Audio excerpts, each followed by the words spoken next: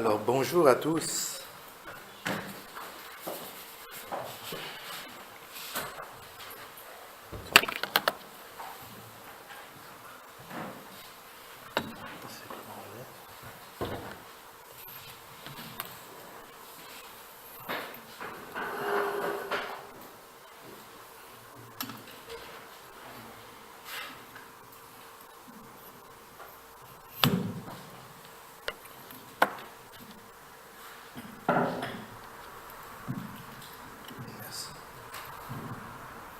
Alléluia. Et je me tiens devant vous tout bouillant pour le Seigneur. J'ai soif du Seigneur, j'ai soif de Dieu. Et je pense que si quelqu'un au milieu de nous a soif du Seigneur, il va le rencontrer. Parce que Dieu répond à nos attentes. Si tu n'as pas soif de Dieu, comment Dieu va-t-il répondre à l'attente du fait d'être visité par lui? Tu ne t'attends même pas à lui. Mais si tu t'attends à lui, alors ce matin, prépare-toi, comme le dit cette chante, prépare-toi à être béni. Prépare-toi à être béni. Si je vais à la rencontre d'un grand roi, vous ne savez pas tout le cortège. Vous voyez dans les médias, quand un grand roi descend, vous voyez tout l'exemple, si Obama descendait, vous verrez toute l'escorte, combien de limousines allaient le précéder et le suivre. Mais notre roi est plus grand que tous les grands rois de ce monde. Oh, si tu voyais la gloire de Dieu, bien-aimé, attends-toi de grandes choses. Attends-toi de grandes choses. Si tu t'attends à de grandes choses, tu pourras espérer voir de grandes choses. Mais si tu as soif du petit, du chétif, tu n'auras que le chétif. Ne vois pas avec les yeux physiques. Apprends à regarder dans la sphère spirituelle. Oh, bien-aimé, la soif de Dieu. J'aimerais tellement poursuivre avec vous encore cette série que j'avais commencée sur le grand mandat missionnaire. Et vous vous rappelez que la première étude, nous avions partagé, le point central, c'était que dans le grec, il y a un seul mot d'ordre, fait des disciples. Depuis l'autre jour, depuis ce dimanche-là, où j'avais partagé ce message, comment t'es-tu mobilisé par rapport à cette parole? Vous savez, on n'est pas là le dimanche après dimanche, simplement pour écouter la parole de Dieu. Si on ne la met pas en pratique, elle ne nous servira de rien, comme il est écrit elle-même. Comme c'est écrit dans les Écritures, cela ne te servira de rien. Il y a beaucoup de manières d'accomplir cette parole. Vous vous rappelez que lorsqu'on a commencé à voir un disciple, le disciple, ce n'est pas simplement celui qui était né de nouveau. Il faut passer bien sûr par la nouvelle naissance. Mais une fois cette nouvelle naissance dans ta vie, il faut aller de l'avant et arriver jusqu'au stade de la maturité, le stade où tu es entré dans un service plein par rapport à ton appel, par rapport à l'onction que Dieu a pour ta vie. Et nous avions vu l'importance de rechercher cette onction pour être un témoin efficace. Et cette série, j'aimerais la terminer en regardant le Maître. Parce que nous devons être disciples comme notre Maître. Oui, notre Maître est grand. C'est vrai qu'on peut voir deux aspects dans cette qualité de Maître. On peut regarder à Jésus, c'est ce que nous allons voir ce matin. Mais dans les Actes des Apôtres, il nous est dit aussi que le Saint-Esprit est le Maître de la moisson. Et nous sommes dans la dispensation de l'Esprit, donc ne négligeons pas non plus cet aspect-là, où on pourrait grandir dans la communion de l'Esprit, ce qui nous serait largement profitable pour notre vie ici-bas. Mais tout d'abord, j'aimerais qu'on s'intéresse donc à Jésus. Jésus de Nazareth, qu'on a élevé ce matin dans les cantiques, où il part. Et vous savez que cette élévation, contrairement à une élévation humaine, a été faite sur une croix. C'est là que Christ a tout accompli. C'est là aussi, comme disait l'apôtre Paul, c'est ce que nous désirons voir parmi vous.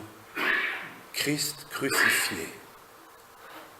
Là où nous aussi, disent les Écritures, nous avons été crucifiés avec lui, où nous avons accepté la croix pour nous-mêmes, pour notre ego.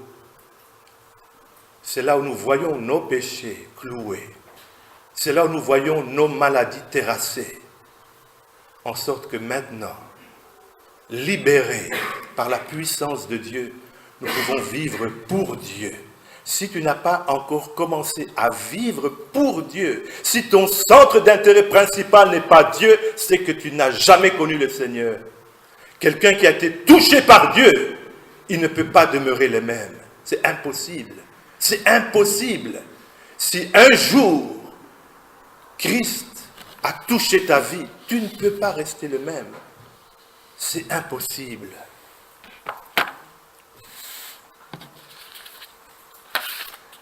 Alors, je ne suis pas caméraman, mais je sais que généralement, on parle de plan général et puis de zoom. Et j'aimerais qu'on puisse commencer par le plan général, simplement, qu'on puisse porter le regard comme la foule regardait le Seigneur lorsqu'il avait son ministère ici sur la terre. Vous savez, jusqu'à 30 ans, jusqu'à ce qu'il ait commencé son ministère public, il était un homme parmi les autres. C'est pourquoi aussi plusieurs de ceux qui ont vécu avec lui ne pouvaient s'attendre à quelque chose de lui. Ils le voyaient tous les jours comme un être parmi les autres, un être humain parmi les autres, et ils ne voyaient pas en lui le Christ. Ils ne voyaient pas en lui le Messie annoncé par les prophètes. Mais cette question est tellement capitale. Comment vois-tu Jésus? Comment le vois-tu ce matin? Qu'est-ce qu'il peut faire dans ta vie? Comment es-tu venu au culte ce matin? Dans quelle expectative? Vous savez, Jésus, c'est la vie. Jésus est le donateur de la vie. Nous avons vu la dernière fois que Dieu est esprit. Dieu est le Dieu aussi des esprits. Et parmi les esprits, il n'y a pas que les anges ou les démons qui sont des esprits. Nous aussi, nous sommes des esprits, nous l'avions vu. Nous avons été créés à l'image de Dieu. Et nous avons à prendre soin de notre être intérieur, qui est la partie la plus importante de votre vie. Et pourtant, là je parle surtout de mes sœurs, on peut passer 1 heure ou voire même 2 heures dans la salle de bain pour se mettre toutes vos histoires du rouge et puis je ne connais même pas les noms, les mascaras, il y a tellement de noms, ça devient compliqué. Mais tout ça, vous savez que c'est pour votre enveloppe extérieure, n'est-ce pas? C'est l'enveloppe charnelle, votre corps extérieur qui lui va retourner à la poussière. Tu peux aussi faire plaisir à ton âme en lisant un bon roman ou en regardant un bon film ou en passant un temps de détente avec des potes. C'est bien. Ça fait du bien à ton âme. Mais qu'en est-il de ton esprit? Qu'en est-il de ton être intérieur? Est-ce que tu prends soin de lui? Qu'est-ce que tu fais pour que ça change? Si la réponse à cette question était oui, continue. Mais si la réponse est non, qu'est-ce que tu fais pour que ça change? La vision de cette église est grande. J'ai entendu, on veut 1000 membres. Qui veut 1000 membres ici? Je vois des mains qui se lèvent. D'autres ont été prudents parce que ce n'est pas facile. Suspense. Oui, c'est possible. Parce que votre Dieu est grand. Mais tant que votre Dieu est petit, ce n'est pas possible. Si votre Dieu est avec vous, on le chante. Si Dieu est pour nous, qui pourra nous résister? Ça devient des symphonies ou bien des moments uniquement qui plaisent à l'âme.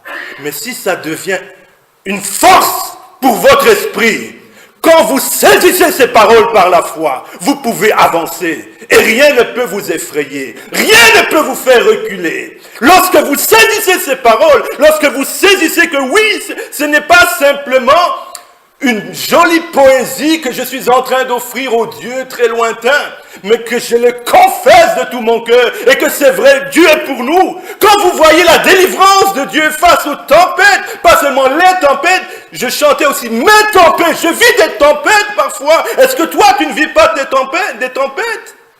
Tu peux confesser, oui, dans mes tempêtes, Dieu va intervenir.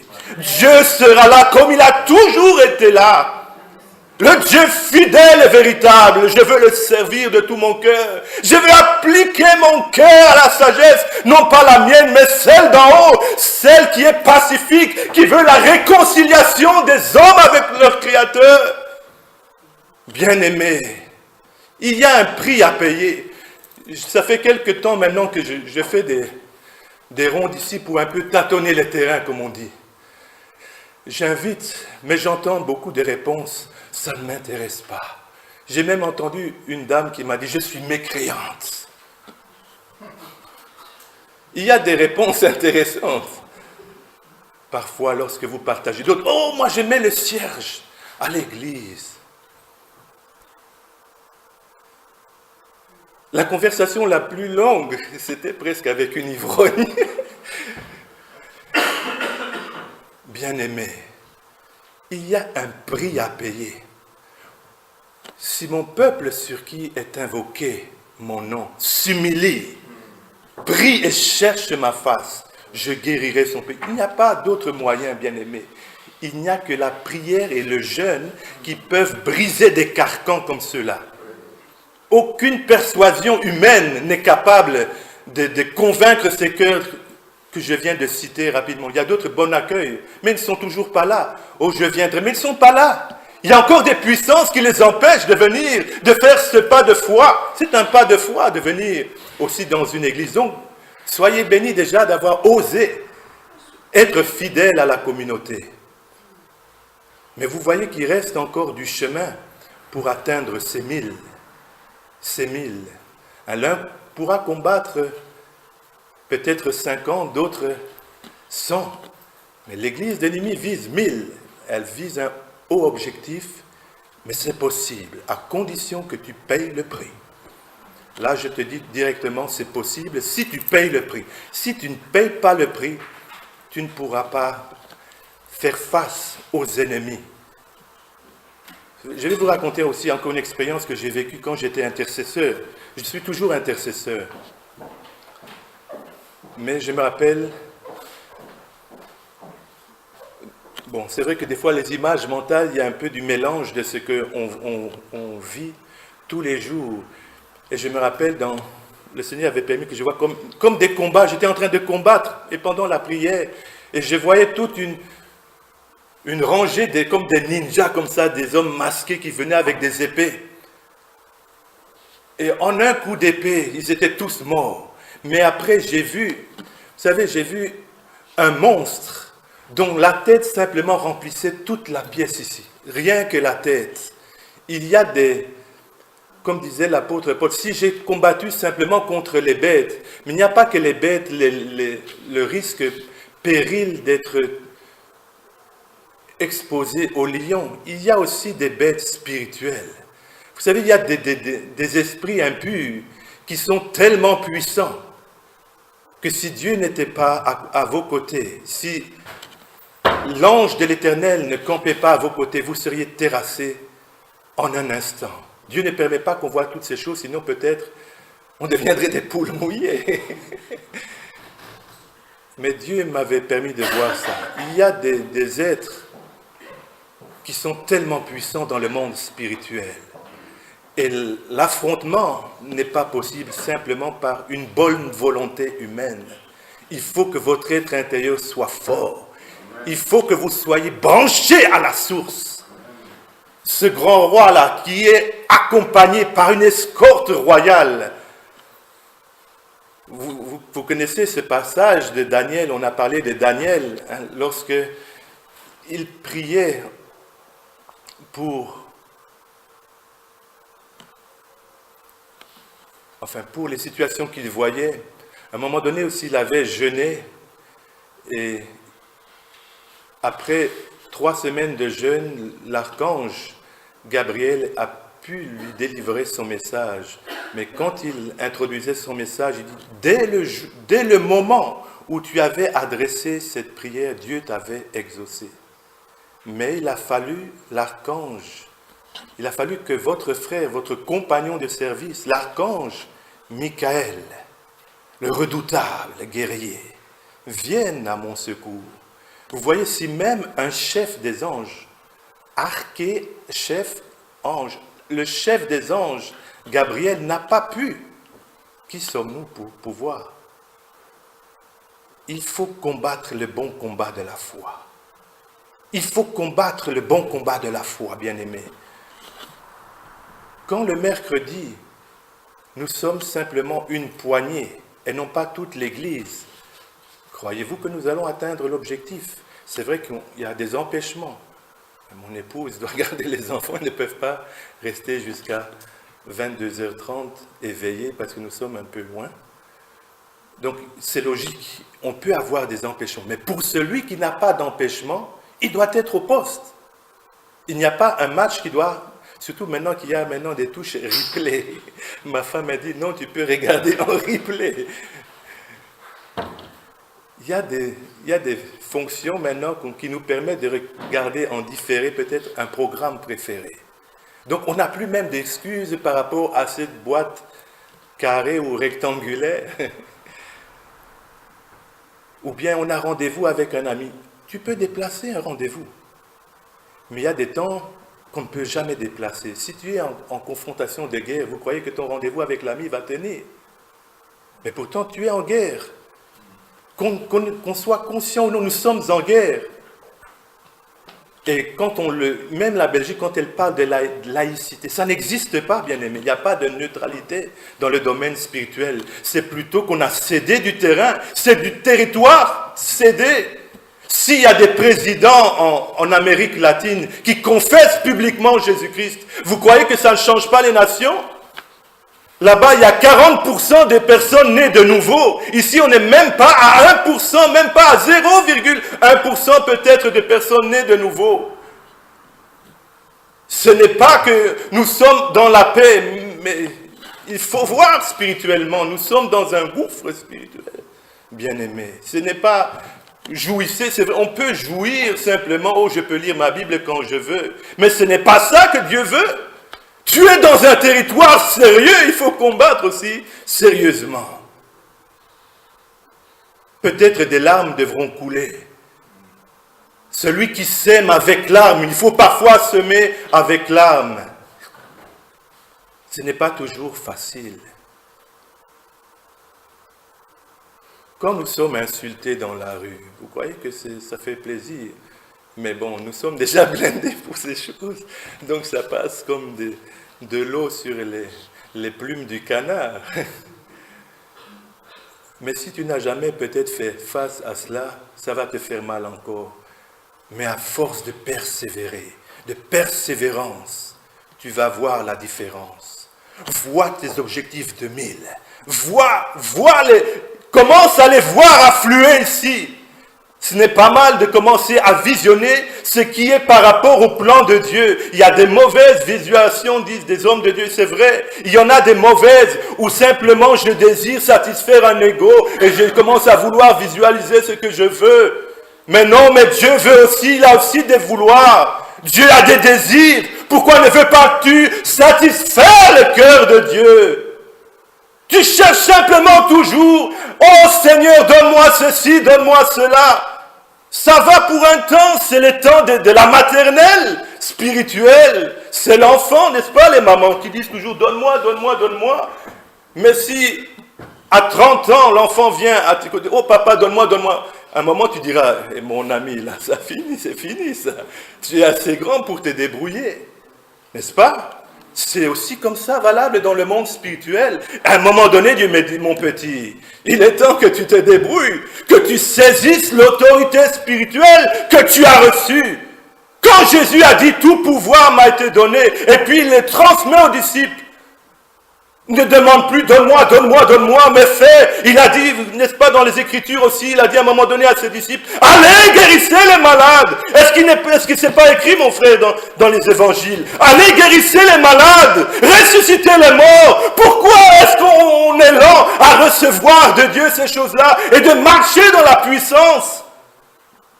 Parce qu'on accepte beaucoup de compromis. La compromission, je l'avais déjà dit la fois dernière à ce micro, c'est toute notre légèreté face pourtant au sérieux que demande cette entreprise.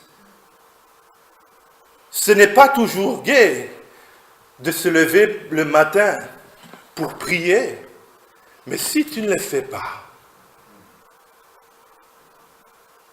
avec quoi vas-tu affronter le jour?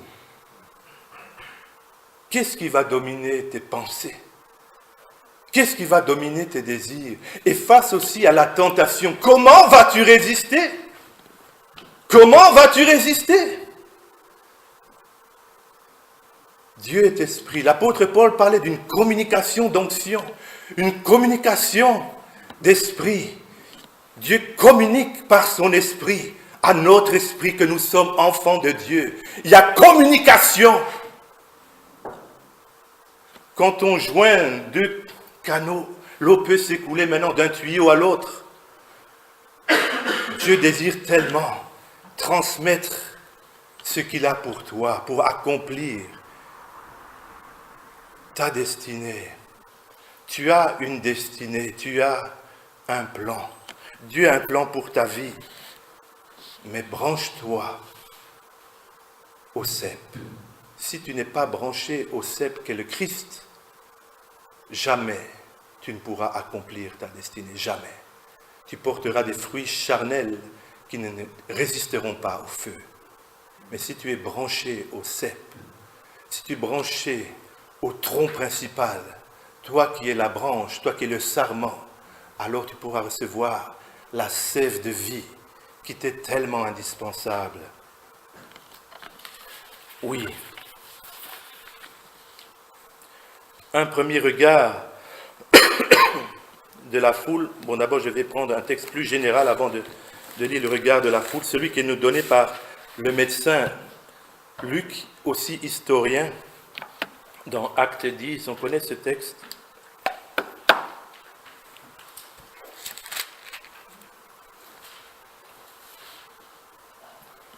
Je commence à partir de la deuxième partie du verset 34 et je lirai jusqu'au verset 43. Donc 34b.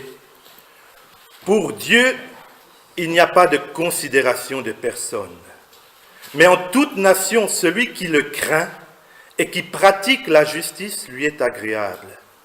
Il a envoyé la parole aux fils d'Israël en leur annonçant la bonne nouvelle de la paix par Jésus-Christ, c'est lui le Seigneur de tous. Vous savez ce qui est arrivé dans toute la Judée après avoir commencé en Galilée, à la suite du baptême que Jean a prêché, comment Dieu a oint d'Esprit Saint et de puissance Jésus de Nazareth, qui allait de lieu en lieu en faisant le bien et en guérissant tous ceux qui étaient sous l'oppression du diable, car Dieu était avec lui. Nous sommes témoins de tout ce qu'il a fait dans le pays des Juifs et à Jérusalem. Ils l'ont fait mourir en le pendant au bois. Dieu l'a ressuscité le troisième jour et lui a donné de se manifester, non à tout le peuple, mais aux témoins choisis d'avance par Dieu à nous qui avons mangé et bu avec lui après sa résurrection d'entre les morts. Et Jésus nous a commandé de prêcher au peuple et d'attester qu'il a été lui-même désigné par Dieu comme juge des vivants et des morts.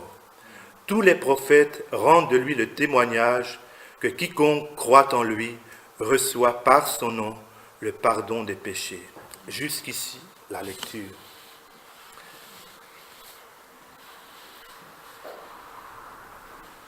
Oui, voilà une description du Christ. Comment depuis le baptême de Jean, Dieu l'a oint d'esprit et de puissance, et il allait maintenant de lieu en lieu, faisant le bien guérissant tous ceux qui étaient sous l'emprise du malin. Voilà aussi notre programme. Parce que si nous sommes disciples, nous devons tendre à être comme notre maître. Ça, c'est le regard de l'historien. Il a fait des enquêtes, comme il le dit au début de son livre des Actes. Et maintenant, il veut renseigner Théophile, l'ami de Dieu. Ça peut être chacun d'entre nous. On est tous des Théophiles. En principe, j'espère qu'on est tous des Théophiles ici, des amis de Dieu. Et il nous renseigne. Voilà le portrait de notre Seigneur.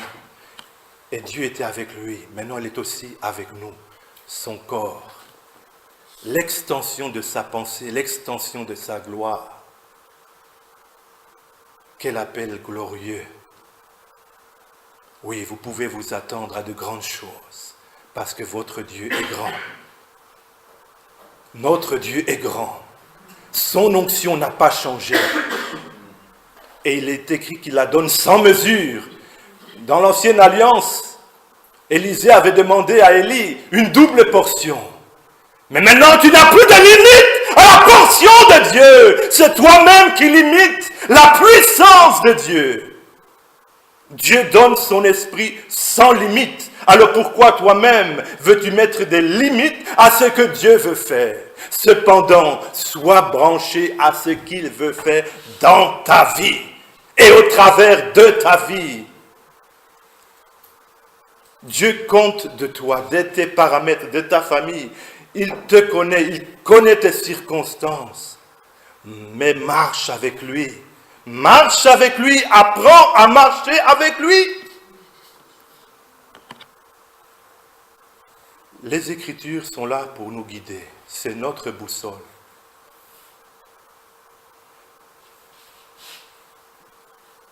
Mais vous voyez qu'il y a des choses qui ne sont pas... Tout n'est pas écrit dans les Écritures. Ou bien des choses aussi sont passées. Lorsqu'il est dit, par exemple, dans le texte qu'on vient de lire, nous avons mangé et bu avec lui. C'est du passé. Ce n'est plus quelque chose qui peut encore se réaliser maintenant. Bon, sauf si Jésus a envie de manger avec vous un jour. Là, il a la liberté. Et comme il est toujours libre aussi, d'intervenir ou de ne pas intervenir. Ou bien lorsqu'il est dit qu'il y a encore 500 personnes parmi vous qui sont vivants. Bon, on présume qu'ils sont morts maintenant. Et n'ont pas tous cette faculté de vivre éternellement. Mais, cependant, il y a des lignes directrices, il y a des directives qui, elles, n'ont pas changé et qui sont toujours d'application aujourd'hui. Et lorsque vous savez que vous n'êtes pas en communion, vous n'êtes pas en harmonie avec ce que disent ces lignes directrices, là, il faut corriger, il faut rectifier. Maintenant, quand vous savez que vous êtes OK par rapport à ces choses-là et que vous grandissez, l'exigence de Dieu aussi à votre égard va grandir. Dieu va demander et va regarder à des détails maintenant dans votre vie. Souvent, un nouveau-né spirituel, quand il demande quelque chose à Dieu, il le reçoit directement. Il reçoit sa guérison, Dieu répond à son besoin. Mais quand il grandit, maintenant Dieu aussi exige de toi plus, comme aussi un papa et une maman exigent plus de son enfant quand il grandit.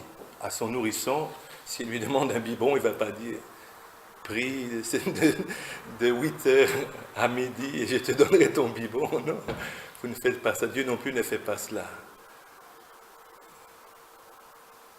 Mais quand vous grandissez spirituellement, il est aussi en droit de s'attendre à ce que aussi vous puissiez faire plus. Et là, maintenant, Dieu regarde aussi si vous êtes obéissant à son esprit. Si Dieu indique quelque chose dans son esprit, mais que vous le résistez, vous êtes en état de désobéissance.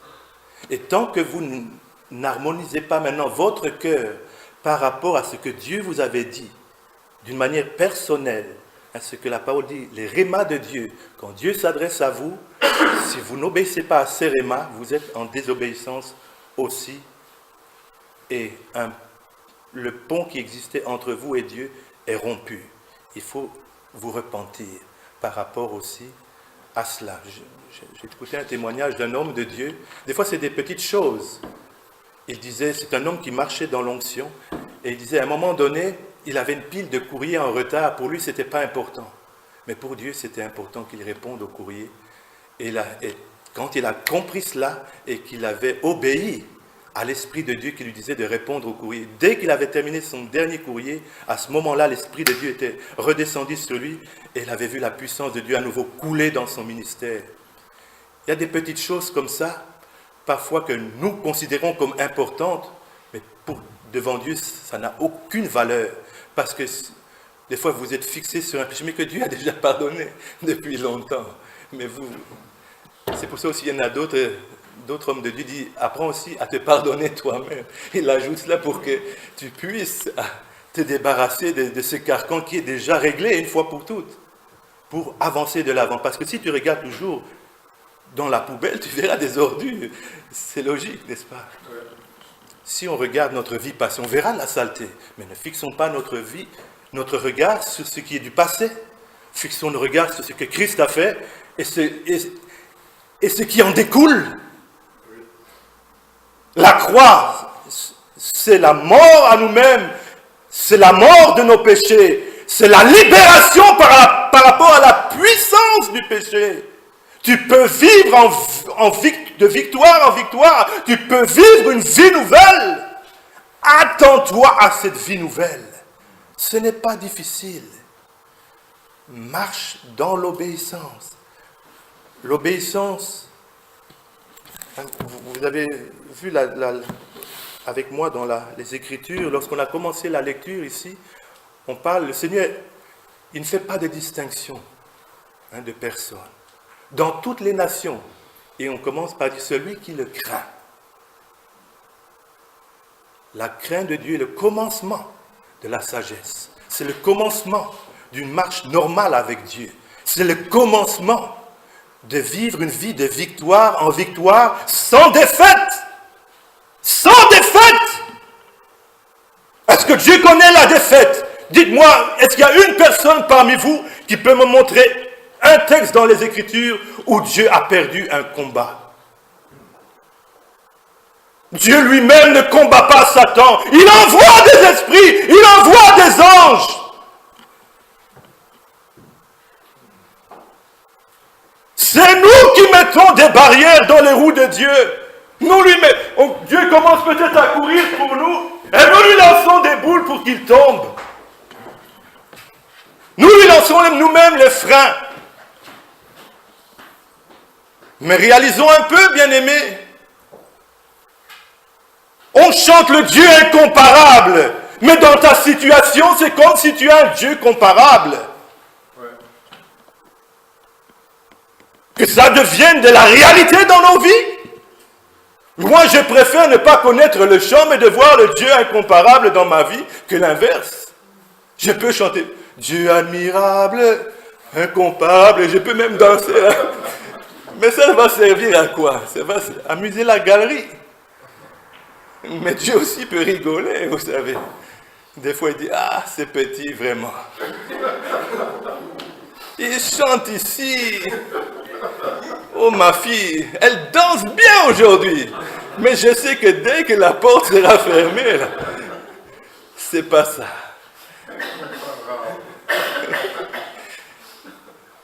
Quel Dieu!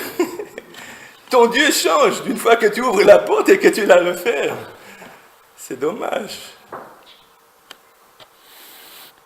Si tu veux vivre des victoires, ne te plains pas des combats. C'est logique aussi, n'est-ce pas? Si tu veux vivre des victoires, il te faut des combats. Si tu n'as pas de combat, c'est que tu n'auras pas non plus de témoignages à donner. Il n'y aura pas de témoignages de délivrance, de guérison, etc. Si tu ne vis pas des combats. Et c'est normal, nous sommes dans un champ de bataille, il y aura toujours des combats. Et il faut plutôt se poser des questions. Si tu n'as pas de combat dans ta vie, c'est qu'il y a un problème. Et comme disait, je ne sais plus c'est qui avait fait cette remarque. Je crois que c'était Wesley qui avait écrit, il se plaignait à un moment donné, Seigneur, est-ce que je suis encore en communion avec toi?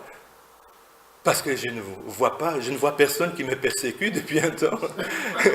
Et puis, à peine il a dit cela, il y avait quelqu'un qui lui a lancé un caillou. Il a dit, ah merci Seigneur, je croyais que je n'étais pas en communion avec toi. Donc la vie normale du chrétien, c'est les problèmes. C'est normal. Nous sommes dans un champ de bataille. Et si tu appartiens à Christ, l'ennemi ne va pas s'occuper des hommes qui sont déjà dans son camp. Ils sont déjà dans une mauvaise posture. Mais il va viser ceux qui peuvent changer leur situation spirituelle. Peut-être eux passent aussi par des difficultés, mais ils n'ont pas ta situation spirituelle. La parole dit que nous sommes passés du royaume des ténèbres au royaume du Fils de son amour. Il y a un changement de position spirituelle. C'est tout à fait différent. Dans un pays, il faut un visa pour entrer. Au ciel, moi j'ai mon visa. J'entre. Salut papa, qu'est-ce qu'il y a à faire aujourd'hui? C'est cela. C'est une grâce. Je sais que si je meurs aujourd'hui, écrasé par un Boeing ou bien écrasé par une voiture, tout droit ciel. Même si parfois je suis tombé, je sais que mon Rédempteur est vivant. Et j'ai un avocat efficace. Il a une parade à tous les coups. Il présente simplement son sang. C'est fini. C'est vrai, il a fait ceci, c'est vrai, on n'en dit ce qu'on ne vient pas. Mais voilà, j'ai tout payé. J'ai tout payé à la croix. Là, c'était une description générale. Lorsqu'on lit aussi les évangiles, on voit que des soldats, des huissiers envoyés pour l'arrêter reviennent les mains vides. Et puis, les chefs religieux leur demandent, mais où est l'homme? Où est le Jésus qu'on vous avait demandé de... Jamais homme n'a parlé comme cet homme. Jamais homme n'a parlé comme cet homme. Certains juifs diront aussi, eux, celui-là, il parle un peu différemment des scribes. Lui, il parle avec autorité. Le langage. La foule était déjà interpellée par le langage de Jésus. Votre langage aussi peut révéler qui vous êtes. Si dans une situation, tu trembles ou je tremble, alors quelque part, là, je ne suis pas en bon terme. J'ai des problèmes d'incrédulité, de panique. J'oublie qui je suis. Et vous oubliez qui vous êtes lorsque vous commencez à trembler devant une situation. Mais dès qu'on vous réveille face à la tempête et que vous dites « Tempête, calme-toi » et qu'elle se calme, alors là, on voit que vous avez de l'autorité. Oui, la foule était aussi impressionnée par la manifestation de ces miracles. Un exemple, ici je lis.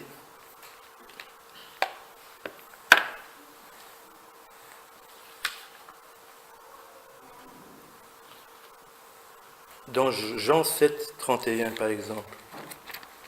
Il y en a d'autres, mais...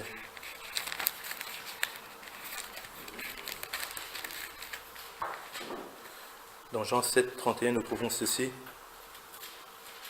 Plusieurs parmi la foule crurent en lui et disaient, « Le Christ, quand il viendra, fera-t-il plus de miracles que n'en a fait celui-ci » Mais la foule était étonnée aussi par sa puissance de manifestations miraculeuses, de prodiges.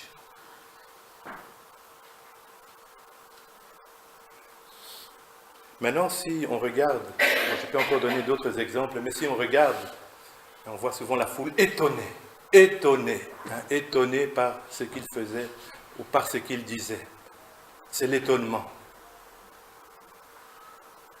Il y en a d'autres qui étaient des incrédules, avaient l'étonnement, mais en se demandant des questions. Si tu es le Christ, mais dis-le nous. Es-tu vraiment le Christ? Mais dis-le nous. Ne nous laisse pas en suspens comme cela.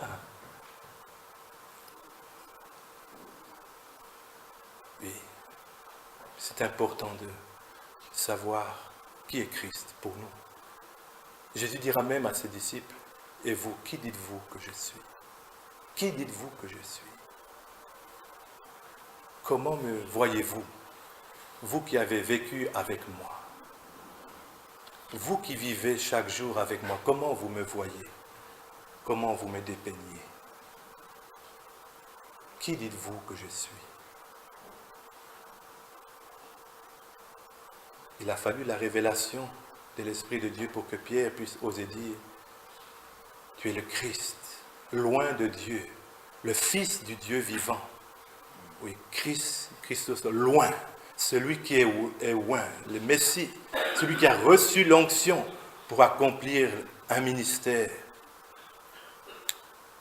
Oui, la fois passée, j'avais dit que dès que nous avons expérimenté cette conversion, donc ce positionnement où j'arrête de vivre pour moi-même et je vis pour Dieu, la conversion et qui engendre maintenant la descente de l'Esprit dans ta vie et la nouvelle naissance, j'avais dit, c'est important maintenant de rechercher l'onction.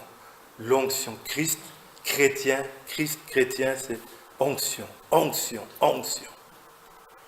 C'est quand l'apôtre Paul parle, j'ai hâte d'être avec vous pour vous communiquer. L'onction, c'est quelque chose que celui qui le possède ne peut maîtriser, ça le dépasse. Le revêtement, ça peut couler ici. Ça peut couler ici. Dieu peut passer à certains moments. Mais il faut saisir la robe, il faut saisir le manteau. Il faut saisir quand Dieu te parle. Et tu peux le dire, Seigneur, je reçois, ou Seigneur, je te touche. Vous pouvez le dire, vous pouvez le murmurer dans votre cœur. Seigneur attend de vous une collaboration, l'onction.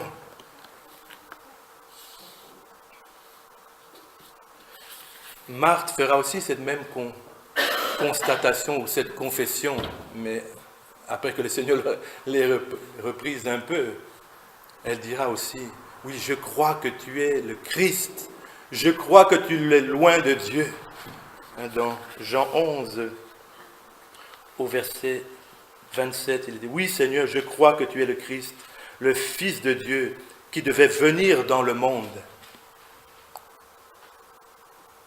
Christ est venu dans le monde pour sauver le monde, non pour le condamner.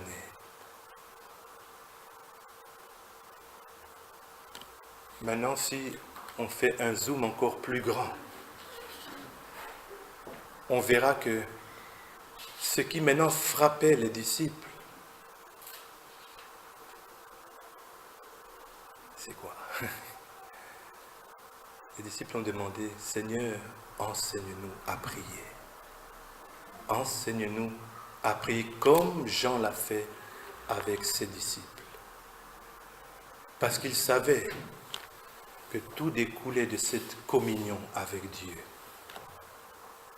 Ce qui frappait le disciple, c'était la vie de prière de Jésus. Il le voyait se retirer très tôt du groupe pour aller prier seul dans le désert ou dans la montagne. Il voyait leur maître passer du temps dans la prière. Il savait que c'était après une nuit de prière qu'ils avaient été choisis. Parce que certainement, ils ont posé, bon, tout n'est pas écrit dans les Écritures, mais ils ont pu certainement lui poser à un moment donné ou à un autre, mais Seigneur, pourquoi nous? Pourquoi? Comment? Des fois, on se pose cette question-là aussi. Pourquoi moi, Seigneur? Pourquoi tu m'as choisi? Pourquoi tu m'as aimé? Dieu sait. On ne peut pas répondre à toutes les questions. Mais le moteur, c'est la vie de prière. Prier sans cesse, a dit l'apôtre Paul. C'est vrai que ça ne veut pas dire que d'une manière désordonnée, j'abandonne mon travail et je me mets à prier. Mais quand est-ce que tu vas dormir? Donc ça veut dire que ce n'est pas simplement un temps où je vais 24 heures sur 24 au temple. Ce n'est pas comme ça qu'il faut comprendre ce passage-là. Mais ça veut dire 24 heures sur 24, je suis branché à mon Dieu. Quand je dors, je suis branché à mon Dieu. Quand je me lève, je suis branché à mon Dieu. Parfois, je choisis de mettre du temps à part pour écouter mon Dieu, pour recevoir des instructions ou pour présenter mes requêtes, mes supplications devant Dieu. Il y a ces temps-là qui sont aussi importants. Mais ce que j'ai décidé de faire, c'est de vivre 24 heures sur 24 pour mon Dieu. Même aussi ma mort, que je vive, que ce soit pour Dieu, et comme l'apôtre Paul disait, et que je meurs aussi, je meurs pour Dieu. Celui qui vit, vit pour Dieu, celui qui meurt, meurt pour Dieu. Tout mon être est branché sur le Seigneur. Tout mon être vibre pour lui. Il est merveilleux de le connaître. Et si Christ, son esprit habite en nous, il donnera la vie à nos corps mortels. On peut vivre une pleine santé, une santé extraordinaire. Si telle famille a des problèmes d'héritage spirituel, oh dans ma famille on souffre toujours de ceci, tu peux dire mais non, stop, c'est tout. Il ne faut pas l'écrire, tu dis simplement ce qui est écrit. Stop. Stop. On peut vivre cela. On peut vivre de grandes choses. Il faut que je surveille là, sinon demain je suis encore là. Oui, bien-aimé. Notre Seigneur était un homme de prière. Et le dernier enseignement que j'aimerais faire par rapport à notre Maître, vous savez que le ministère que Jésus a gardé, c'est qu'il est intercède. Jésus intercède auprès du Père. Jésus intercède. Intercession, l'intercession, la prière.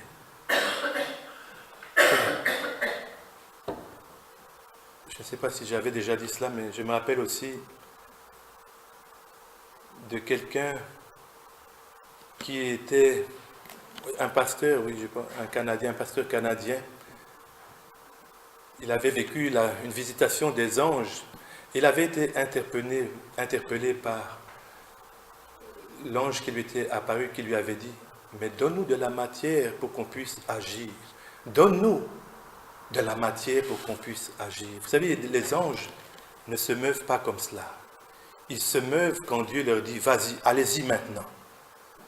Mais si Moïse n'avait pas levé les mains et que Hur et son frère Aaron n'avaient pas soutenu ses mains, Josué allait perdre la bataille. Vous voyez que quand Moïse commençait à se fatiguer, les Amalécites maintenant reprenaient des territoires, reprenaient le dessus. Mais quand Moïse, grâce maintenant à ses compères, a tenu ferme, le combat a été gagné. Il y a des fois des combats qui nécessitent une persévérance et une percée. Et tu peux, des fois je me suis déjà levé comme si j'étais broyé, comme si on voulait me broyer. Mais les yeux fixés sur le Seigneur, je savais que je devais continuer à prier pour un sujet. Ce n'est pas toujours évident, mais c'est glorieux. Et la souffrance présente, nous dit les Écritures, produisent un poids éternel de gloire, au-delà de toute mesure, si tu es prêt à payer le prix. D'abord, la crainte de Dieu. Tous ceux qui pratiquent la justice, mais d'abord, qui craignent le Seigneur, pourront vivre cette onction, pourront s'attendre à de grandes choses. Peut-être bouscule tes priorités, peut-être bouscule. Mets la prière parmi tes priorités. Mets le temps avec Dieu parmi tes priorités. Dieu est celui qui peut changer les situations impossibles en possibles. Il peut toucher celui qui t'empêche d'aller plus loin. La parole dit qu'il rend favorable même nos ennemis. Mais il faut passer du temps avec lui. La prière, c'est d'abord du temps avec Dieu, du temps avec son papa, du temps avec son Créateur, mais aussi le Seigneur de gloire, le Dieu Tout-Puissant. Le feu dévorant qui peut tenir devant Dieu. Aucun être humain, et je suis compris, ne peut voir le Père et rester en vie, disent les Écritures. Il est, pourtant, c'est lui dont les Écritures aussi qualifient qu'il est amour. Vous voyez comment l'amour est fort, plus fort que la mort. Aucun océan ne pourrait éteindre la passion que Dieu a pour nos vies. Aucune puissance ne pourrait arrêter l'élan d'amour que Dieu a pour l'humanité. Aucune puissance. Même si maintenant les enfers sont déchaînés, ils savent que leur temps est proche où ils vont être jetés dans l'étang de feu. Et que la pression grandit. Vous savez que je ne suis pas atmosphérique, mais comment on les appelle, les gens qui présentent la météo, il paraît que le moment où l'hiver est le plus fort, c'est juste avant que le printemps n'arrive. Le temps aussi où la pression de l'ennemi est plus grande, c'est maintenant. C'est maintenant, et elle va encore peut-être augmenter, parce que le Seigneur revient. Et eux, ils voient le Seigneur venir en gloire. Ils voient le Seigneur préparer son épouse. Et si tu n'es pas dans le programme du Seigneur de te rendre sans tache, sans ride, tu seras laissé. Ne crois pas que Dieu va te prendre quand même. Jamais. Dieu a son plan, il a son projet pour nos vies. Mais il passe par la crainte de Dieu, il passe par la sainteté, par l'obéissance à la parole de Dieu. Ne croyez pas que c'est la légèreté qui va faire changer les choses ici. Il faut travailler dur. Nous prions chaque jour avec ma femme, depuis le matin, pour la ville de Rennes. Ce n'est que 5 ans après que nous avons reçu la réponse favorable. Il y a un prix à payer. Combien de veillées de prières? Bien-aimés, n'arrêtons pas l'élan de veiller des prières. Ce n'est pas quelque chose de léger. Si tu penses que simplement une bonne méthode va amener les hommes, jamais.